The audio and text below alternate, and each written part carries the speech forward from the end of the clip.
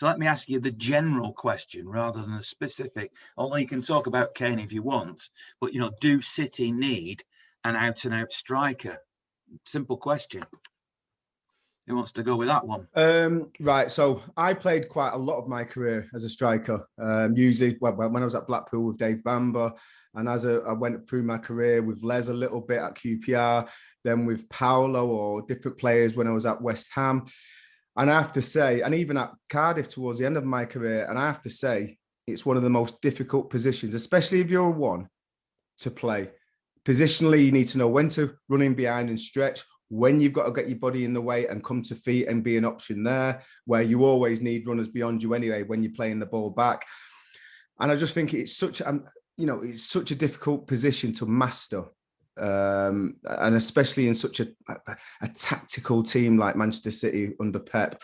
I do feel, playing players like Torres or, Mahrez at times, or Bernardo or Kevin De Bruyne, even the brilliant player and the brilliant mind that he's got. It's a very difficult. Played in there. Yeah, it's an unbelievably difficult position to master. So to answer your question, I would say we do need. If you're not going to play Jesus there, who's a nine, who can play 9, and he has played 9, and he plays 9 for Brazil. If you're not going to play him there, one, I don't know where his head's at, because if that was me, I'd be fuming. So there's a lot of man management and reassurance that has to go on there if Pep wants to keep him at the football club. And 2, for me, they were bigging up Torres on the TV, the commentators. I thought it was an inept performance. I thought he had a couple of chances. I thought his movement was way off. The natural movements, just a little bit of reverse movement, or coming to feet and then, getting the centre half up your backside and then spinning out, or looking like you're coming, say the ball's on the left, and then spinning out for the diagonal. These are all natural movements for a natural number 9. Torres is not doing that because he's not a natural number 9. Now, you ordinarily, I think we give him the benefit of the doubt because he has been a clinical finisher while he's been at City. Even though he's not had lots of opportunities, he has been clinical. So he's obviously got an eye for goal. But what I would say is, I thought he got lost in the game. He got lost in the game. Tottenham did a good job either screening him or making sure that he didn't make them movements behind by dropping deep or having a high line. Whatever it was, I just thought he was quite ineffective. And it was brutally honest and obvious that we do need a number 9. So I'm going to ask you the Kane question in the sense that, a lot of people have talked about Erling Haaland, who is, I would suggest, more of I don't like to use this term, but an old-fashioned centre forward. He knows what his job is. He plays in a particular position.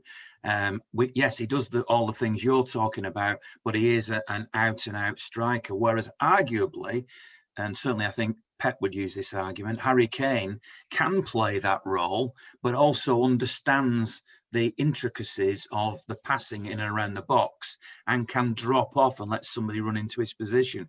Is that why he seems to be so keen, Pep, to sign Kane? And would Kane be the answer in this City team? If he's fit, I think he would be. He's a clever player. He's a big boy, so his hold-up play is second to none.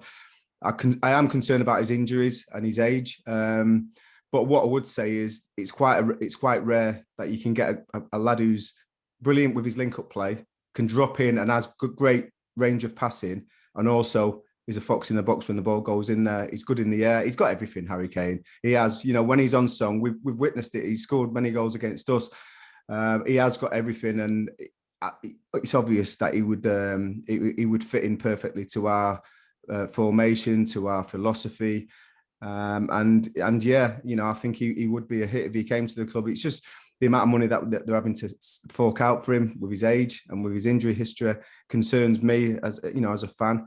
But I think when you're talking about ticking boxes, when he's fit, he ticks a hell of a lot of them boxes. If Kane comes in, it's going to cost either a shed load of money, which isn't our problem, as people looking from the outside, as long as it meets the requirements of FFP and everything, which is what Pep's been saying to the press, or it's going to involve either player exchange deals or other players going out. I'm looking at Laporte yesterday, sitting on the bench, and I'm thinking, why is he not in the team here? Why? I'm not saying Laporte's perfect. No player's perfect. But to me, Laporte should have started that game. I'm a big fan of Bernardo Silva. Don't particularly want to see him go. He's one of those that's been talked about as potentially going, either as a make way or somewhere else to generate the finance. Gabriel Jesus could also be another one that could be used as part of this deal. How convinced are you, Nigel, about Kane and the, Trevor's said it without emphasising it too much. It is a lot of money. He has got injury record. He is 28, so there are concerns around that. Would you put all your eggs, if you like, all your Jesuses and Bernardos in that basket? It's a weird one, really, because I mean, if there was a guarantee that he was going to stay fit, he's a proven world-class striker. He scores a ridiculous amount of goals. Like you say, he gets involved. He gets loads of assists. He would be brilliant up front for Man City. I would love it. And yesterday it was bizarre. It was almost like it was meant to be, wasn't meant to be, in that there was about 3 or 4 opportunities that just so happened to happen against Tottenham, where if we'd have had Kane playing up front, we could have scored 3 or 4 goals yesterday. It was crying out for a Kane, more so than in past games. It really highlighted it. Going onto the other players, I mean, Gabriel Jesus yesterday must have... I mean, when he sees Torres get a start ahead of him, he must be thinking to himself, what's going on here? You know what I mean? Like Trev said, he's got to be knocking on Pep's door, or he just knows that his time's numbered, his days are numbered at City. If you're not getting a start and you're a number 9 ahead of Torres, as good as Torres is and as clinical as he was towards the end of last season, it's a worry. It'd be a massive worry if you were Gabriel. The other thing is as well, Bernardo, an amazing player. If he wasn't linked with a move away from the club, I'm sure he would have come on yesterday and got some minutes. But, you can read into that what you want as well. There's going to be changes, and 120, 50 million, it's a lot of money for a player of his age with the injury history that was said. But if anyone's got the cash, it's Man City, and we need a striker. We can't go into this season without signing a striker, in my opinion. Would you sacrifice Laporte? I mean, Laporte is the one. I mean, Laporte... I mentioned the others, but Laporte, to me, he had to play yesterday. Yeah, but Laporte, I mean, I don't know whether it was isolation or something. He was late coming back to training, don't forget, Ian. So he was available, and then I think he might have had to isolate for 10 days. Who knows what's going on in this weird world that we're living in. But otherwise, I think he would have been a certainty to start ahead of Ake. However... I for one, I would love Laporte to stay. I mean, John Stones had an amazing season last year. Let's not forget about the year before. Laporte has been a brilliant signing for Manchester City. I think he's a brilliant centre-half. I think if we can keep him, Stones and Diaz, those 3 options, I mean, that's amazing cover, and I can't think of anyone assigning. Those 3 are solid, and I think would be if we can keep hold of Laporte, basically keep hold of him. He's a brilliant player. Haaland. Well, yeah, on the Laporte thing, to weaken ourselves defensively to gain a striker doesn't make any sense to me. It just adds to the imbalance then in the team. Yeah. And Emerick is such like Nigel said eloquently then, such a good player all round. Talking about Kane, one thing Pep would have to get his head around, even though he's the one that's saying he'd like Kane, I believe, is that when we do get in positions, which I was talking about before, Trev, that Kane will let fly and may not want to play that extra pass. And that might be something that has to be kind of compromised between him and Pep, where he'll say, well, the chances are I'm going to want to crack this. Do you know what I mean? In this situation. And there was times yesterday where we got in positions, which Nigel made clear, where I think a Kane would have cracked it, or he would have gone for the far post, or he would have tried to replicate the Aguero manoeuvre, as I said to you in the car on the way home, where Aguero will back into a defender, take a touch, run across the box into the D, and then crack one into the far post, top corner. There's not many players in the world can do what Aguero did or does, but Kane would probably hit more shots and be less likely to recycle or work the ball across the box. So it's one of them. I think we do need a striker. I agree with the lads. And, I'm warming to the idea of Kane, but you know how much of a fan of Lautaro Martinez I am. And if he was to go to Spurs, I'd be a bit annoyed. for 65 million, and yet we're paying double for Kane. I think Martinez is like Aguero Mark II, and I think I had a rumor or whatever. Aguero had maybe mentioned him to Pep about a year and a half ago and said, when I go have a little look at Lautaro, he's going to be 23 at the time. He's Argentinian. He plays with me for the Argentina national team, and he's built the same way, low centre of gravity, and he's a good goal scorer. So I don't know. Listen, we haven't got control over it anyway. If we sign Kane, we've got to get behind him. And like going back to what you said about Mendy, he's in a blue shirt then. So I suppose we've got to back it and hope that he does his best for us. Can I just pop in there?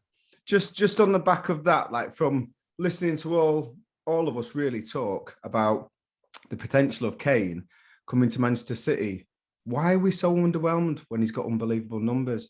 Why? I just don't know. We should be take the personality of the player and everything out of it. If you said he scored 168 goals in 250 games, we're going to get this player.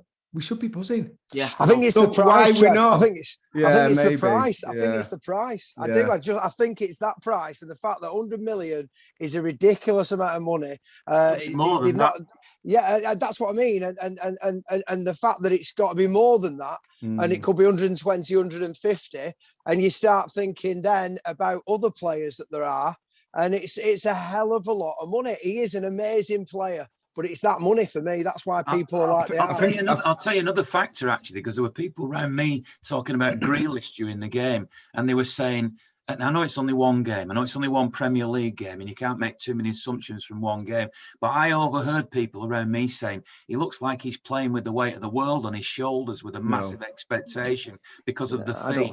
Now, you're an ex-player, Trev, so you can shoot all that down if you want, but if Kane comes for 150 million or whatever, does he have a big on his shoulders? Or does that not affect you as players? I don't think I didn't see that in Grealish's performance. I seen a performance where he had a target on his back, his most expensive British player.